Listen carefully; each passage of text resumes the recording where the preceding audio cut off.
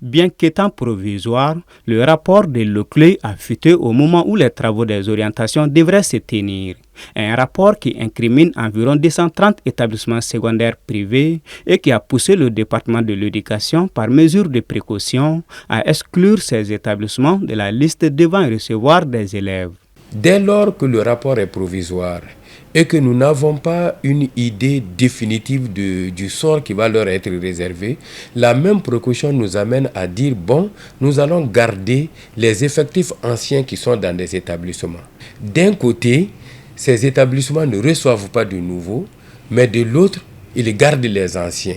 C'est pour dire donc que le processus de vérification et de contrôle qui est en cours et qui va même être amplifié dans les prochains jours par le département de l'éducation à travers des missions de contrôle et de vérification, ce processus-là va peut-être conclure soit, comme vous l'avez dit, en la vérité ou bien à une situation d'établissement de la normalité de ces établissements.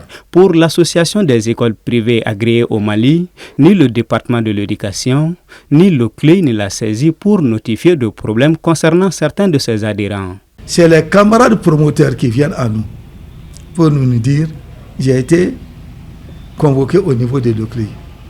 Et nous, on leur pose la question maintenant, la convocation c'est par rapport à quoi? Ils nous donnent des brides d'informations. Et en appui conseil, nous, on les oriente. Quand on vous appelle, il faut vous présenter.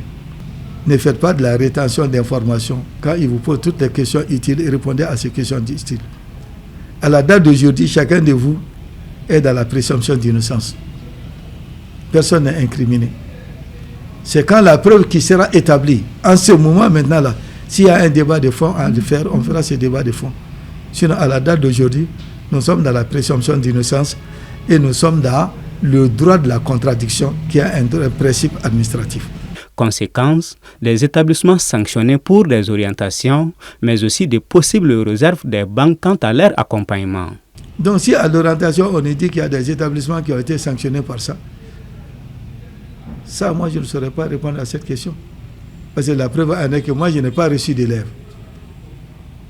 Le CLE ne m'a pas encore appelé pour me dire qu'on me reproche quoi que ce soit. Donc ça veut dire que moi aussi j'ai le bon droit de me dire si je n'ai pas reçu d'élèves, c'est parce que je suis dans le collimateur de l'OCLEI. Je suis dans mon bon droit aussi de dire que c'est que les banquiers sont en train de penser de nous que tous les établissements qui n'ont pas reçu d'élèves sont des établissements qui doivent être incriminés et qui doivent adopter de la réserve pour leur accompagner. Moi aussi je serai inscrit sur cette liste en tant que secrétaire général de l'association. Donc en étant dans la mesure médiane, nous avons la possibilité de corriger dans un sens comme dans l'autre. Donc, s'il s'avère que les dossiers sont bons, alors nous allons remettre ces établissements dans leurs droits. Et s'il s'avère maintenant que les dossiers sont mauvais, alors le département, en toute responsabilité, va tirer les conséquences. Et ces conséquences peuvent être de plusieurs ordres. Même des redéploiements sont possibles, c'est ce que ça veut dire. Des problèmes liés aux conditions de création ou d'ouverture, ces écoles sont incriminées pour avoir fonctionné sur la base de faux documents. Quand tu dois créer un établissement, il y a des conditions à remplir. La création et l'ouverture, c'est deux opérations différentes. La création, vous ciblez une localité. Ou vous estimez que dans cette localité, il n'y a pas de décès public ou il n'y a pas de décès privé, jusqu'à une certaine distance. Donc c'est à partir de ça que vous montez votre premier dossier et qui fait le circuit pour avoir la création.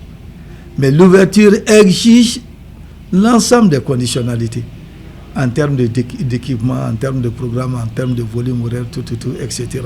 Ça, ce n'est pas le cadre seulement, mais avec les équipements nécessaires.